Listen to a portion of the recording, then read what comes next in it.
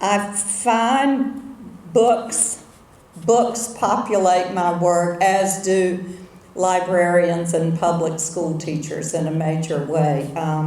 They are often the heroes. But what is introduced in that first story is also the notion of a belt. And it's an object. I often, as a writer, give myself a prompt. And so I came up with that sentence, the ambiguous sentence, in a room behind a door, a man takes off his belt. Because like a snake in the yard, it can be perfectly harmless or not. And in these stories, I decided to plant belts along the way with that idea in mind. And one of the stories, it's called Low Tones, and it features a woman in an audiology office waiting for her appointment. And I'm a compulsive note taker, and I love weaving things I see and witness into the story idea. And one day, a couple of years ago, I was in a doctor's office waiting for an appointment.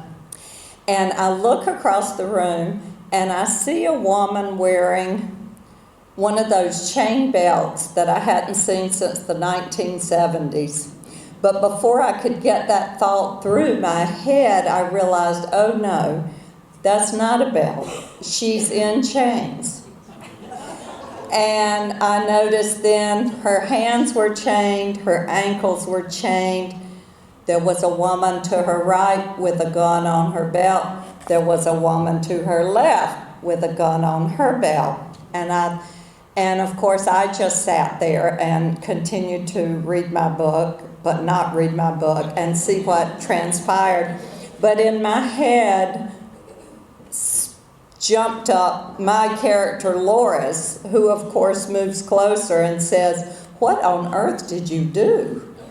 And oftentimes that is how a story begins for me. The title Low Tones is because Loris learns that oftentimes as people get older, women are no longer able to hear low tones like car engines and male voices. And I had my character say, evolution.